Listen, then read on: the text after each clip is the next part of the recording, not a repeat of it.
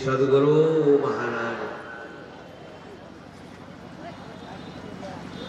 आप लोग पुराने सत्संगी गुरु महाराज की जय घोष करेंगे तो आपके घर में, परिवार में, संसार में किसी चीज की कमी नहीं रहेगी।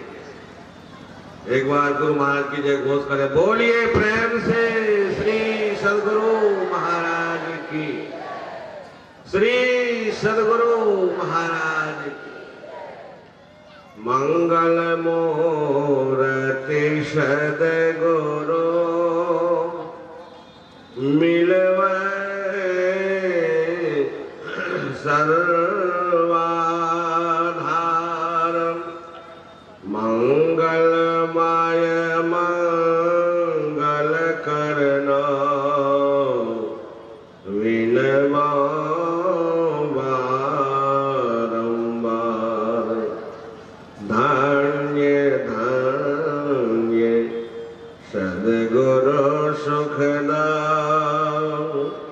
महिमा कही न जाए।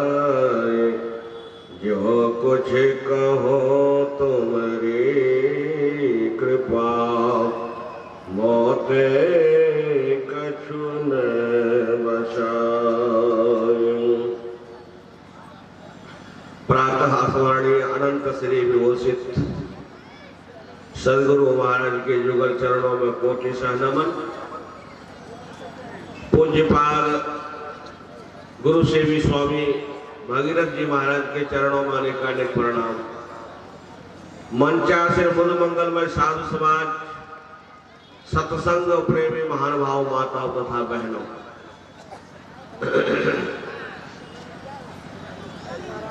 प्रातः काल में हम लोग सत्संग में सम्मिलित हुए थे। अपराह्न काल में भी हम लोग अभी सत्संग में बैठे हुए हैं।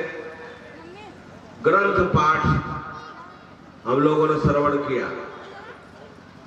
मानव शरीर की उपाधि था, उस पर हमारे वक्ताओं ने प्रकाश डाला है। ओम प्रकाश बाबू की तरफ से आवाज आई गुरु नानक देव जी महाराज की, धन्य वह धरती जहां 9 गुरु हुए। अब गुरु नानक देव जी महाराज की बड़ी ख्याति है पंजाब में, हर जगह उनका पाठ होता है, सत्संग होता है। एक मैं गुरु नानक देव जी महाराज की समय की सत्संग की विशेषता आप लोगों के सामने रख रहा हूं। गुरु नानक देव जी महाराज का इसी तरह सत्संग होता था जैसे आप लोग बैठे हुए। गुरु नानक देव जी महाराज प्रवचन कर रहे थे। एक छोटा सा बच्चा आकर के गुरु नानक देव जी महाराज के बिल्कुल सामने आकर के चौकी मार के बैठ गया और बड़ा ही प्रेम से सत्संग सुन रहा था। गुरु नानक देव जी महाराज उस बच्चे की तरफ देख रहे हैं तो देखो, एक छोटा सा नन्हा सा बच्चा, कितना इनके अंदर प्रेम है, कैसे चौकड़ी मार के नरनिवेश गुरु नानक देव जी महाराज की तरफ देख रहा है, सुन रहा है। सत्संग समाप्त हुआ। गुरु नानक देव जी महाराज ने उस बच्चे को बुलाया, इधर आओ। बड़े बूढ़े तो लोग सुनते हैं, समझते भी हैं कि मनुष्य शरीर दुर्लभ है या बड़ा मुश्किल से मिलता है, तुम क्या सुनता है, क्या सीखता है। वह बच्चा कहता है कि गुरुदेव मैं कुछ समझता नहीं हूं। तो समझता नहीं है तो शांत होकर के बैठ के सुनता क्या है। वह बच्चा कहता है कि गुरुदेव मेरी माँ एक दिन रोटी बना रही थी चूल्हे के ऊपर, मैं चूल्हे के पास बैठा था तो देखा कि लकड़ियां जो जल रही थी चूल्हे के अंदर, उसमें मोटी लकड़ी भी थी, पतली लकड़ी भी थी। तो जो पतली लकड़ी थी वह तो पहले जल जाती थी, जो मोटी लकड़ी थी वह पीछे जलती थी। तो गुरु नानक देव जी महाराज कहते थे क्या समझा? तो वो बच्चा कहता समझा यही कि मेरी उम्र बहुत छोटी है, मैं बच्चा हूं, और जो बड़े बूढ़े हैं वो समझिए मोटी लकड़ी, अब पतली लकड़ी मैं, जो पहले जल जाती है।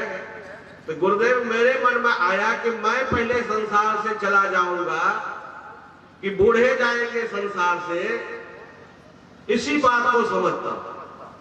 गुरु नानक देव जी महाराज कहते हैं तो तू छोटा सा बच्चा, लेकिन तुम्हारा ज्ञान जो है वह बड़ा ऊंचा ज्ञान है। और उसका पीठ ठोका कि तुम्हारा ज्ञान जो है बड़ा ऊंचा ज्ञान है। हम लोग सभी यहां बैठे हुए बूढ़े बुजुर्ग नौजवान, बाल पकने से बूढ़ा नहीं होता है। बाल पक जाए कहिए वह बूढ़ा हो गया, नहीं होता है बूढ़ा। जिसका ज्ञान बूढ़ा होता वही बूढ़ा होता, चाहे वो बच्चा हो चाहे वो जवान हो। गुरु नानक देव जी महाराज के बाद 9 गुरु हुए, 5 गुरु जो गद्दी पर बैठते रहे, उनको उन्होंने तिलक किया, जिसका नाम बूढ़ा बाबा रखा गुरु नानक देव जी महाराज ने। उसका नाम, बच्चे का नाम बूढ़ा बाबा रखा था। 5 पीढ़ी तक उसने तिलक करते रहे। आप लोग अमृतसर जाएंगे तो जहां गोल्डन टेम्पल है, शुरू में जिधर से रास्ता है उधर से आप जाएं, अभी वह बुढ़ा बेर वहां पर है खड़ा, और जर्जर हो गया है। उसमें लोहे के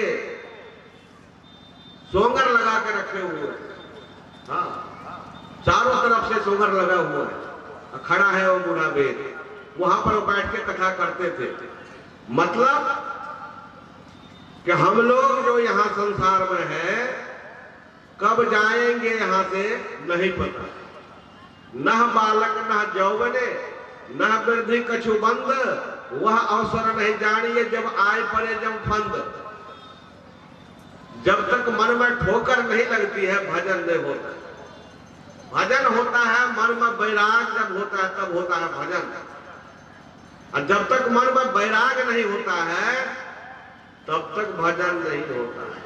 हाँ, वैराग तो हम लोग सुन रहे हैं कि बड़े भाग मानुष तन पावा, सुर दुर्लभ सदग्रंथ ही गावा। बड़े भाग से मनुष्य का शरीर मिला है, सुर दुर्लभ है, देवताओं को भी दुर्लभ है। देवता भी इस मनुष्य शरीर के लिए याचना करते हैं। हम लोगों को मिला है, क्या करना है? खाना पीना सोना, पशुओं का भी काम, मानुष में बस एक गुण जो जपे हरि का नाम। और सुनिए, उत्तर गीता में लिखा हुआ है, आहार निद्रा भय मैथुनम च सामान्य मेतत पशुभिर नराणाम ज्ञानम नराणाम मधुकम विशेषो ज्ञाने नहीं ना पशुभि समाना। आहार निद्रा ये पशु के अंदर भी है। पशु भी खाता है, वो भी सोता है, उसके भी बाल बच्चे हैं, उसको भी डर लगता है।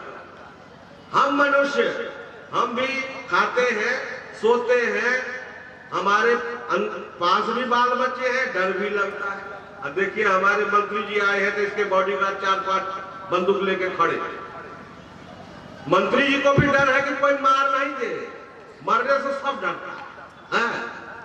हम लोग बिल्कुल नहीं डर है, हम लोगों को कोई बॉडीगार्ड की जरूरी नहीं। हम लोगों को बॉडीगार्ड की कोई आवश्यकता नहीं, मारे तो कौन मारता है। अब मंत्री जी को डर से बिल्कुल छटपट कर रहा है कि कोई कहीं से एम ना ले ले, उधर से ठाक खटाखट गोली चले। तो मंत्री भी डरता है, हम लोग निडर है। मरता कौन है? अरे मरने वाला जीवात्मा कभी मरता जरता नहीं, वो तो अजर अमर है, अजर अमर है। उस अजर अमर परमात्मा का जो अंश है जीवात्मा, उस परमात्मा में मिल जाए तो सदा के लिए मुक्त हो जाएगा, छुट्टी मिल जाएगी। हाँ, इसी को गुरु नानक देव जी महाराज ने कहा। क्या कहा? जो सुख को चाहे सदा शरण राम की ले, कह नानक सुनने मना दुर्लभ मानुष के। जो सुख को चाहे सदा, कौन सा सुख, कौन सा सुख चाहते हैं? संसार का सुख, मोटर गाड़ी हो जाए, मकान बन जाए, 100-200 बीघे जमीन हो जाए, 10-20 बाल बच्चे हो जाए, तो क्या आप सुखी हो जाएंगे? अरे महाराज नहीं सुखी होंगे। पंजाब में बहुत बातें चलती है, 1 लाख पूत 1.25 लाख नाती, जा रावण घर दिया न बाती। और सोने के महल रुपए के छाया, छोड़ चले नगरी के राजा। वो रावण भी चला गया, इतने बच्चे, इतने धन संपत्ति, आप किस खेत के मूली हैं? क्या चाहते हैं आप? नहीं, होश में आइए, होश कीजिए। यह मनुष्य शरीर बार बार नहीं मिलेगा, बहुत जन्मों के बाद मिला। 1,84 भरम के पह पर अटका आए, अब की पासा ना पड़े तो फिर 84 जाइए। बिल्कुल समय जो है, घड़ी कह रही है कि बंद हो जाइए, घड़ी कह रही है बंद हो जाइए। अब पूजपाठ का आशीर्वाद हम लोग लेंगे। एक बार जाए घोष बुला दीजिए बड़े प्रेम से, बोलिए प्रेम से श्री सदगुरु। रह न सका यहाँ जो दुनिया के मालिक थे, और सिकंदर जब चला तो दोनों हाथ खाली थे। संसार की नश्वरता पर प्रकाश डालते हुए अभी